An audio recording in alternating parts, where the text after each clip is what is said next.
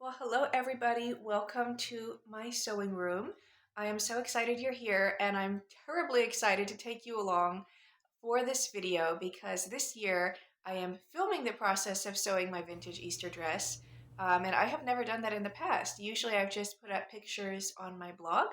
This time I have actually cleared time in my schedule to film a lot of the sewing process. And you guys know, in addition to my patterns that I make at edelweisspatterns.com, which are inspired by classic cinema, I also have a huge collection of patterns I have not created myself.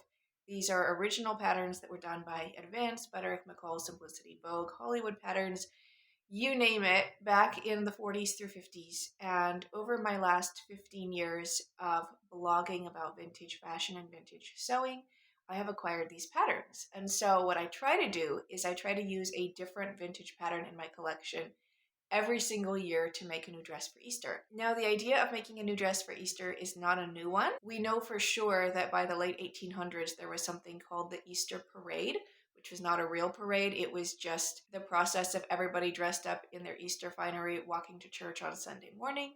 And I think women maybe tried to outdo one another with larger hats and longer trains and all that sort of thing in the late Victorian years. And we know that in the early 1940s movie Holiday Inn, Bing Crosby sang the Irving Berlin lyric, "In your Easter bonnet with all the frills upon it, you'll be the grandest lady in the Easter parade." This again is not a literal parade. They were just talking about going to church and this expectation that you were supposed to look your best and possibly wear something new on Easter Sunday morning. So this is something I have done for 15 years. I love sewing my own vintage dresses. I've also read a lot of memoirs from the 1930s through 50s where women remember going as little girls to a department store in downtown with their mom or their grandmother and picking out a completely new outfit. So hats, shoes, gloves, matching dresses, the whole shebang. And of course, a lot of women didn't go downtown and buy one. They would have made one themselves.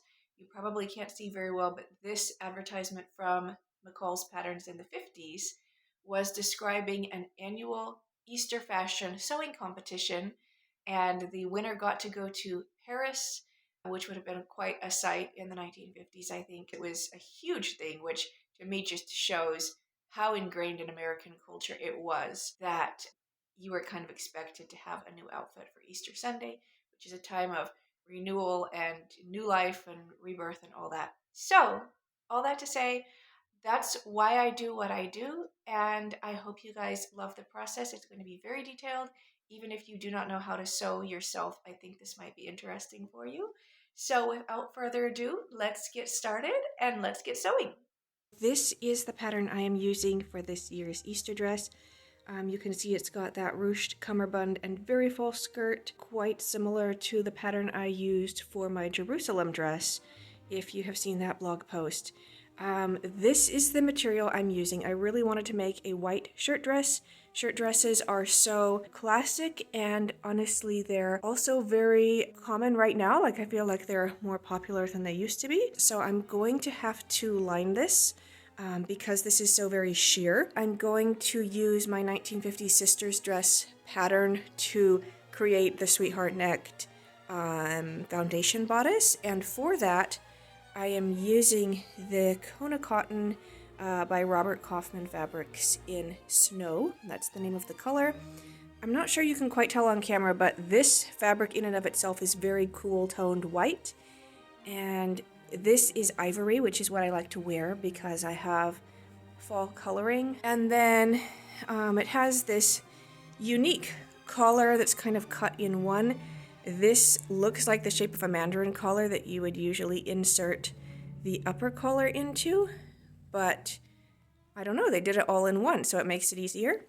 And then for the sleeves, I changed them up to be a little bit poofier and fuller and more like the Liesl's dancing dress. So if we come over here to the Liesl's dancing dress pattern, you can see those sleeves are so poofy and fluffy and just very, very bouffant. And that was honestly the hardest part of the pattern to figure out what they did in the original costume. But once I got it, I was very excited. So anyhow, when you see the sleeves on this pattern here, You can see that's got a completely straight sleeve at the top. It's a set-in sleeve. There are no gathers. And then they're also using a binding and a tie at the end of the sleeve.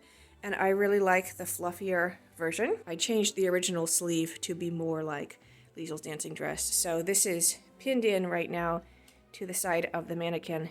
But you can see there's a lot of fullness.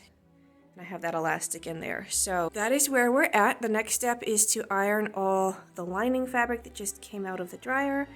And then I will create the foundation bodice.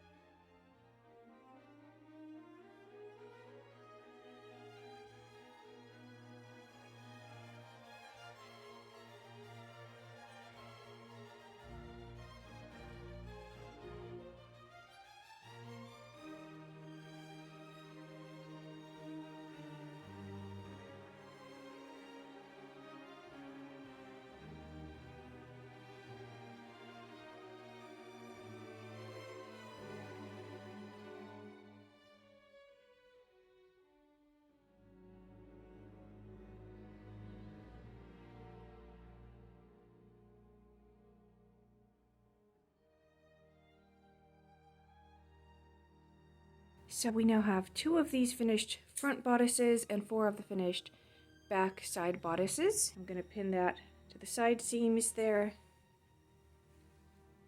And same thing here. These are right sides together. I'm going to stitch here, stitch there, repeat on the other bodice, press it, trim it, and then I'll see you back in just a minute to stitch it together at the bodice neckline. So I wanted to point out that I am kind of zipping through this process of creating the bodice foundation for this video just because there's a lot to the dress, but I have a complete tutorial on how to make this underbodice in my 1950s sister's dress sew-along series that is here on the channel. So I don't want any of you to feel overwhelmed, because I know when you're first getting into sewing, if you're seeing something that doesn't make sense, it can make you feel like, oh, I could never do that, I could never get that far, and that's certainly not the case. I'm just showing you a very shortened version of this process.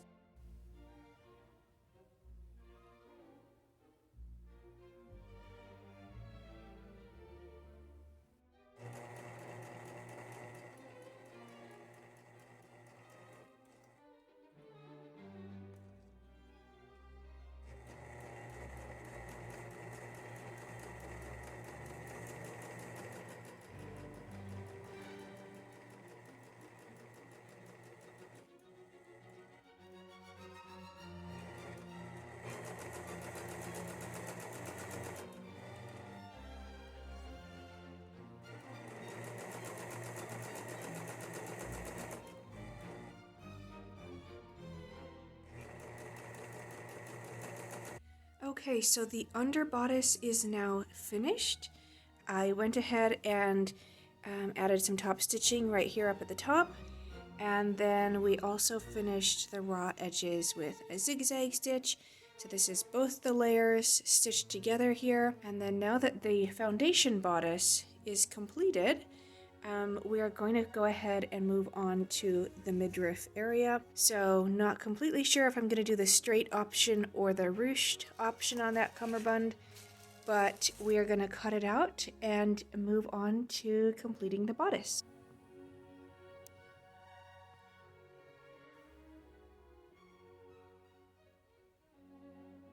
I'm going to just literally put it underneath this bodice, so open them both up, pin it along the bottom. We're going to tack it underneath the arms. We're going to stitch it into the back zipper opening and possibly tack it in the front as well, just to make sure there's no gaping. And then once that is finished, we're on to the skirt.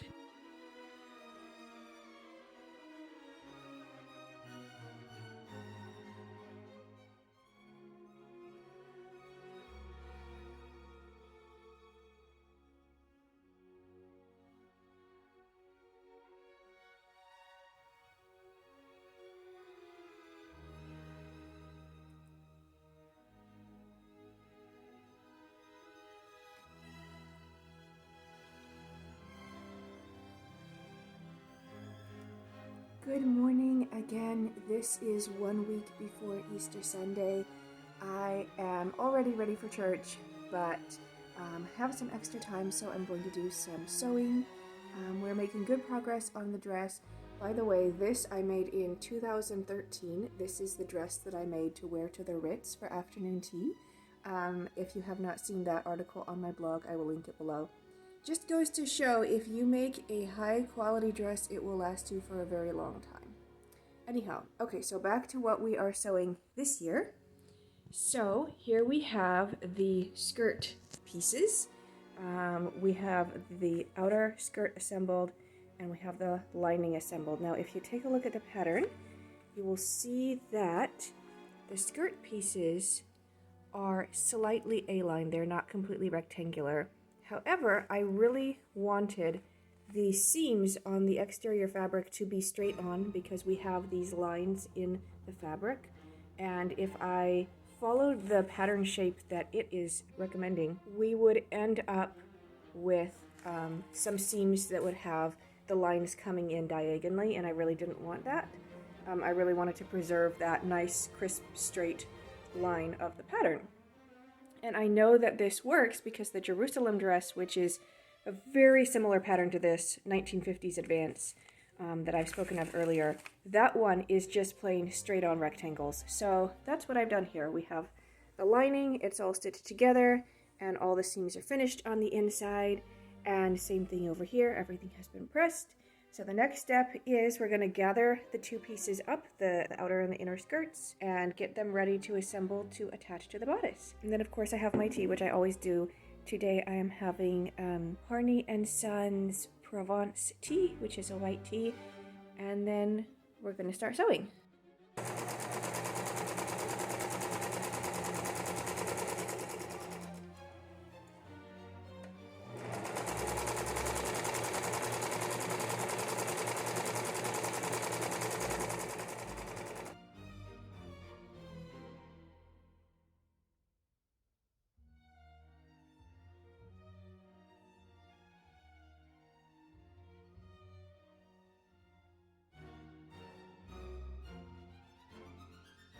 Well, I was very, very close to having the dress done. It's Friday afternoon, and then I decided I did not like the way the skirt was hanging.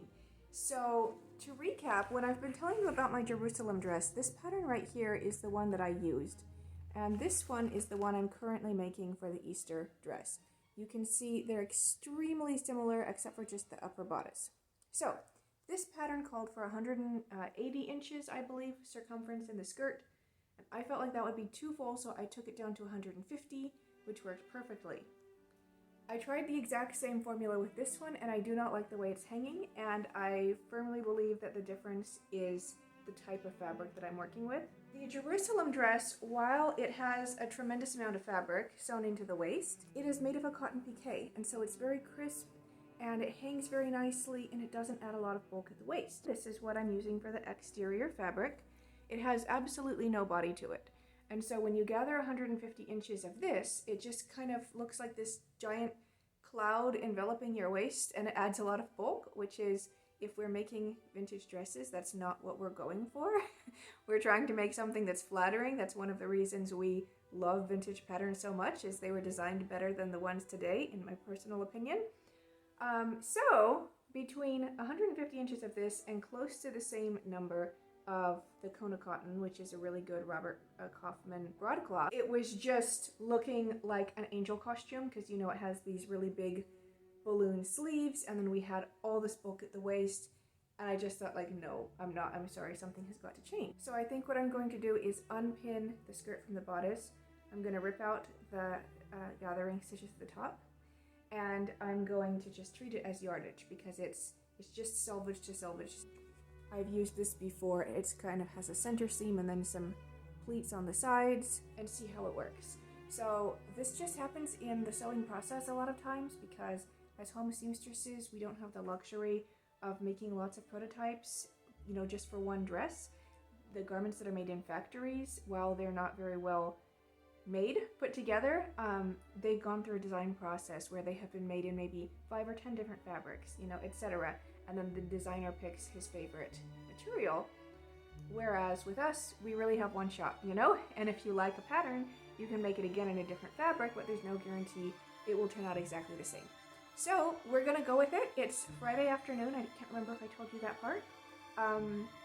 Church for Easter Sunday is in about a day and a half, and I don't film for my business on Saturday. I take a Sabbath, so I've got maybe 3 hours to totally redo the skirt and sew it on. So we will see how far I make it, but that's where we're at, and I will check back in a few minutes. Well, it's Saturday night. I'm almost done. I just turned my camera back on. I completely remade the skirt. I opened everything up. I separated the lining from the sheer, and then I cut out all the pieces completely all over again.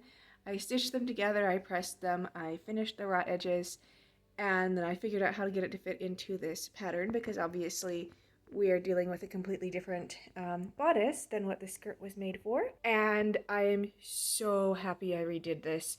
You can see I have been able to match the pattern, these 2 lines from the upper bodice to the midriff and then down into the skirt. And so we have these very nice pleats on the edges, and then in the back I did a bit of a gathered skirt. Next steps are zipper and hem, and I want to point out I would have been done a lot sooner in the week. I was actually ahead of schedule, and then I became slightly under the weather for several days, so that's why I'm cutting this so close here. It can be done by 10:30 or so, and then that will be that, and then I'll get up tomorrow morning. So anyhow, that is how it is coming. It is beautiful. This is much more what I had in mind, and I think it does the embroidery pattern on the fabric a lot more justice than if it was 150 inches gathered into this very narrow waistline. So that's it, and I guess I'll see you guys tomorrow. So I'm very excited. I have only worn these pink shoes a couple of times. I wore them in the intro video that you see on edelweisspatterns.com, where I'm wearing my Liesel dress. I actually danced in these, which I'm kind of surprised I could, but they're really surprisingly comfortable for something that's this style. They have a lot of good cushion in there, and they're pink, which is perfect for Easter. But the thing I really like about them is that the style, the silhouette, is very early 1950s. I like the fact that it kind of comes in underneath the heel, which is something you don't always see today. I feel like a lot of our shoes are a little bit chunkier, so it's got that really nice feminine delicate heel, and then it has the wider crossover straps. I mean, if it didn't have that bow on it, I feel like this is something you could see in a photo of Queen Elizabeth from the early 50s. I purchased these from Amazon, and I believe they're still up, and I think last I checked they have them in a lot of different colors. So if you guys are on the hunt for something retro-ish that's not outrageously priced, this might be a great option.